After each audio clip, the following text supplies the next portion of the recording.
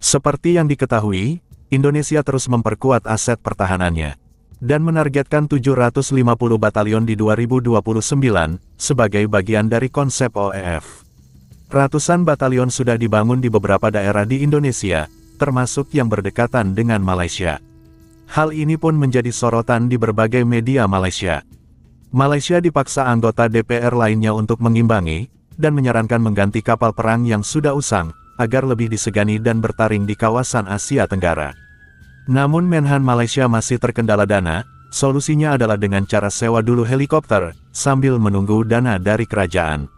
Anggota lain pun disuruh oleh pimpinan Dewan, untuk membahas pertahanan, namun jawabnya malah bikin lucu, katanya sambil-sambillah.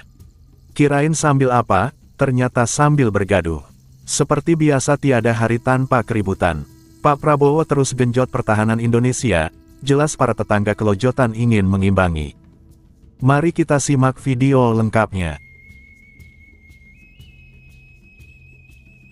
Hulu Langat, ya. Bahas Kementerian Pertahanan ya? Ya, pertahanan ni. Sambil. Sebab itu saya nak minta kepada Kementerian Pertahanan. Di mana Menteri? Juga dengan Kepala Pertahanan. Tak ada sesapan. Itu yang dimasak.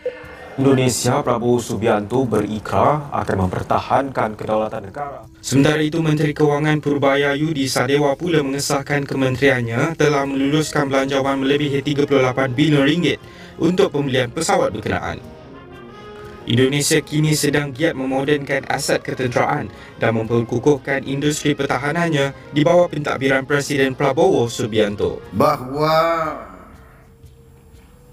masalah pertahanan ini adalah masalah yang vital bagi kelangsungan hidup bangsa dan negara. Berkali-kali di berbagai tempat, di berbagai acara, terus-menerus saya ingatkan bahwa pendiri-pendiri bangsa kita telah merancang suatu negara di mana rancangan negara tersebut dituangkan dalam sebuah undang-undang dasar negara Republik Indonesia, dan dalam undang-undang dasar tersebut, dalam pembukaan tersebut jelas-jelas dicanangkan tujuan nasional bangsa Indonesia. Muhammad Bendan.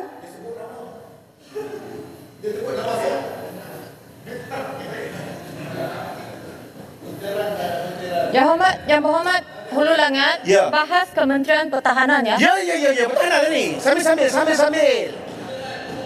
speaker. Dia dapat memupuk sifat perpaduan khususnya warga dan juga masyarakat yang terdapat dalam negara kita pada hari ini. Sebab itu saya nak minta kepada Kementerian Pertahanan. Di mana Menteri? Di mana Menteri ada pada hari ini? Kita nak soal berkaitan dengan 5 prinsip rukun negara. Yang pertamanya soal berkaitan dengan kepercayaan kepada Tuhan.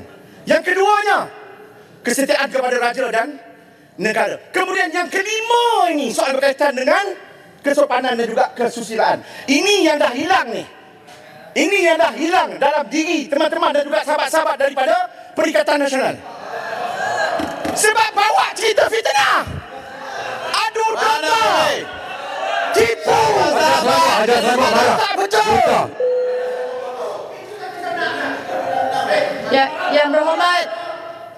Yang berhormat Hulu Langat, boleh bahas baik-baik ke? Yelah, baiklah tu. Kesopanan, kesusilaan yang baik. Dia lama tak masuk. Bendan, last warning ah. Macam ni susah lah saya nak bahas macam ni. Asyik pada mic. Kena ada kesopanan dan kesusilaan. Terima kasih Hulu Langat. Cuma bahasa saya keras. Tadi ketereh bukan main lagi. Kamu jerit-jerit. Apa general macam ni jerit-jerit. Apalah ketereh ni. Orang tanya ada elok tadi. Sebab itu kita nak. Timbalan Menteri. Timbalan Menteri Pertahanan. Kita nak. Supaya kesepaduan ini, perpaduan kesejahteraan kehidupan warga dan juga masyarakat ini dibentuk. Kita nak orang Melayu belajar soal berkaitan dengan adat budaya dan juga adat resam orang Cina. Orang Cina belajar adat resam budaya orang India. Begitu juga dengan wilayah-wilayah yang terdapat di Sabah dan juga di Sarawak. Sebab saya pun tak berapa nak sihat sangat, jadi saya berhenti setakat ini. Cuma kesopanan dan kesusilaan. Pendang kalau nak bawa cerita, kena dapatkan maklumat yang betul. Begitu juga dengan kepala batas. Ni Sultan Selangor marah ni macam mana ni? Begitu juga dengan kepala Ni batas. Sultan Selangor ni tak rojok ni, tak ada sesapan. Itu jadi masalah.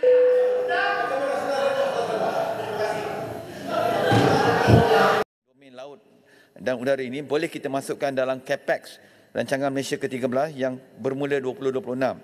Yang berhormat Tim Lamihan, saya percaya sekiranya kapal NGV kelas Kedah ini dinaik taraf, musuh kita akan gerun untuk menceroboh zon maritime dan wilayah laut Malaysia.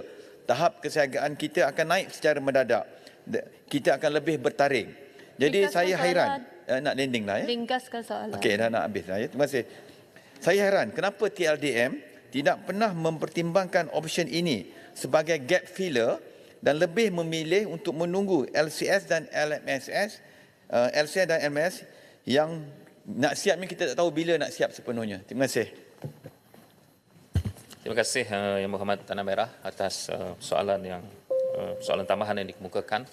Seperti mana kita tahu bahawa kita di Kementerian Pertahanan melalui plan transformasi Angkatan Laut kita ataupun yang kita selalu sebut 15 to 5 itu, kita tahu bahawa kita ada perancangan untuk sehingga 2050 itu pembangunan kapal-kapal kita. Jadi kita tidak melihat kepada LCS semata-mata dalam konteks itu, tapi kita tahu bajet kita terkait juga dengan LCS, LMS, begitulah juga dengan submarine kita. Sebab itu kalau kita lihat banyak perkara yang disebutkan kepada kita adalah tentang keusangan kapal-kapal kita. Jadi kadang-kadang bila kita nak mengimbangi bajet kita itu dengan kita naik taraf kapal yang sedia ada, dengan pembelian kapal-kapal yang ataupun aset-aset yang baru, jadi itu selalu diambil kira. Sebab itu pandangan-pandangan itu sebenarnya tentera laut sentiasa mengimbangi itu.